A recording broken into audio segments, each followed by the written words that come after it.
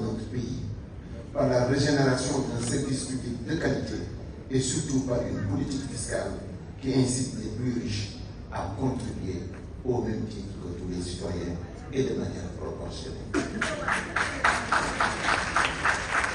Observez, mes chers amis, et donnez-moi un seul secteur de notre pays où il ne faille pas payer plus cher pour recevoir un meilleur service, y compris dans les services aussi régaliens que l'éducation ou la santé.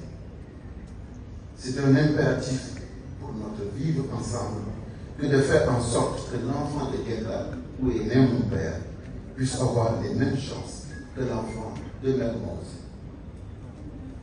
du Bordeaux ou des Almadies.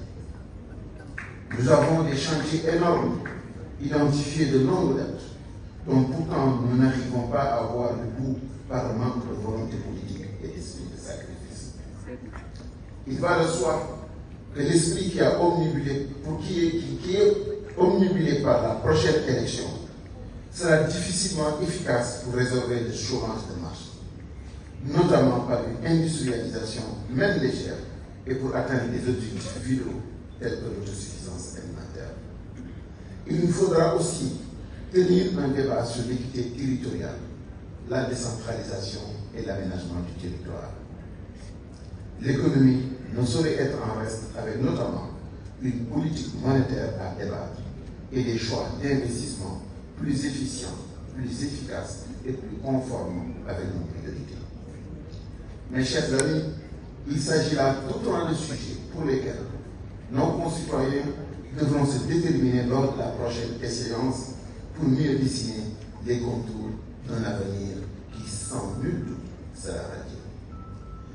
Il se trouve que pour chacun de ces sujets et pour bien d'autres, la formation politique que j'ai l'honneur de diriger, le FSD/BJ, par ma voix notamment, dispose de propositions singulières et concrètes qui méritent d'être portées à l'attention des Sénégalais.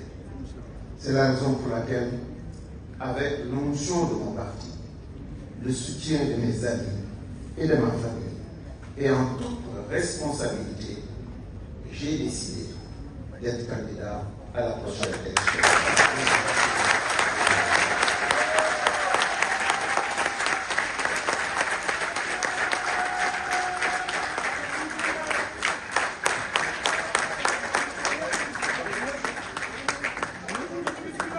Il ne s'agit pas d'une candidature d'ego ni de vanité. C'est simplement la continuation d'une cohérence politique qui a montré la voie depuis fort longtemps et à qui l'époque aujourd'hui et les faits aujourd'hui semblent donner raison. Je veux être le candidat de l'égalité des chances, celui de mes amis et de ma famille. Et en toute responsabilité, j'ai décidé d'être candidat à la prochaine élection.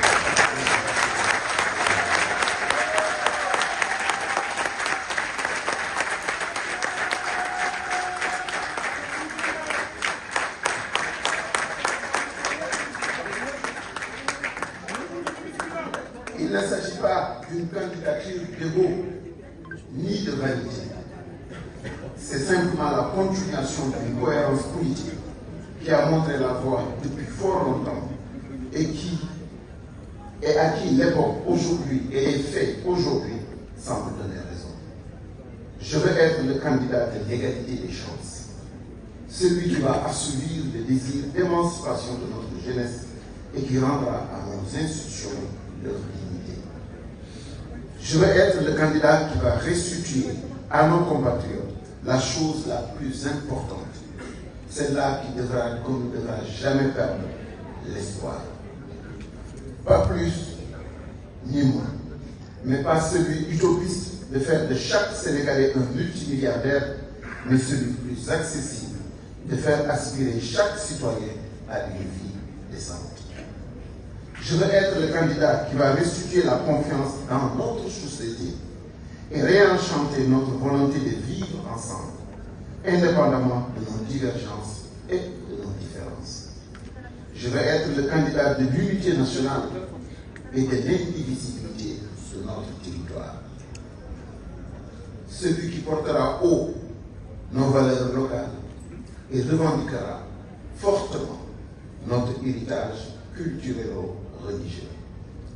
Celui qui, bien que porté par un parti et une coalition, aura, pour la circonstance, pour parti, le Sénégal et voudra voir les 18 millions de Sénégalais, au-delà de toute considération, au-delà de tout esprit partisan, regardez, ému par le seul besoin de lutter pour le Sénégal, de recréer l'envie et la volonté de grandir et de prospérer dans notre pays.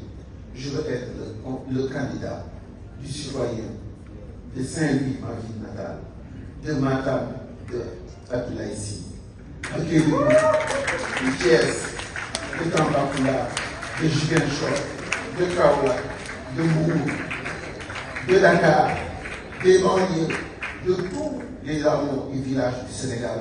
Je veux être ce candidat-là qu'on a attendu depuis 1960. Un candidat ancré sur les valeurs sénégalaises. Un candidat très libre. Un candidat dont le parcours témoigne de la solidité de ses convictions. Un candidat qui a toujours été présent chaque fois que le Sénégal a eu. Un candidat d'honneur, un candidat de dignité, mais surtout un candidat qui va respecter ses engagements et sa parole.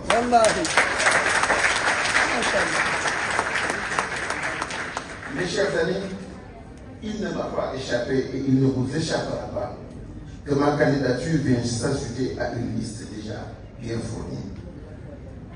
Mais je ne me suis jamais dérobé face à mes responsabilités. Je porte en moi un parcours des idées et des convictions. Je travaille avec des cadres émérites, patriotes aboutis et qui ont le Sénégal au cœur. Et je dirige une formation politique dont la voix compte et porte dans notre cher pays.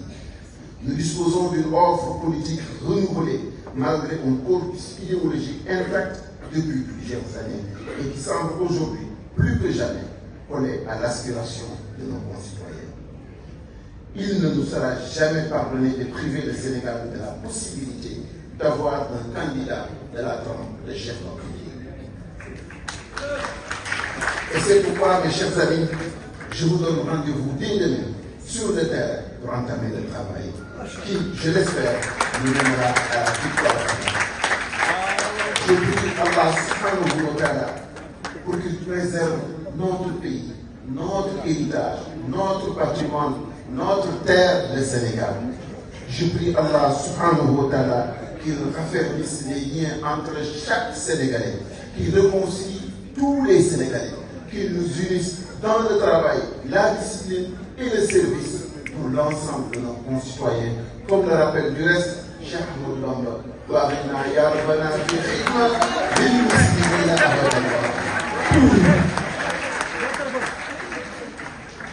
je prie également, parce que la condition et les circonstances sont difficiles, pour tous nos compatriotes qui ont perdu la vie dans tous les événements de ces derniers jours. Et je suis totalement solidaire avec ceux qui sont aujourd'hui dans les limites de la détention pour des convictions politiques et des convictions fortes. J'ai une pensée, même si je ne suis plus de Yewwi Askan Wi, j'ai une pensée pour mon ami Ousmane Sonko.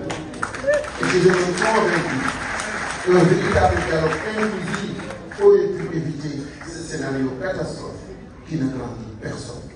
Car l'inclusion, la vraie, celle-là que nous attendons tous, devrait permettre aux Sénégalais et aux seuls Sénégalais, détenteurs de la souveraineté, de décider en toute liberté qui parmi les millions de Sénégalais est apte ou non à présider aux destinées de la nation. C'est ça la démocratie et pas autre chose.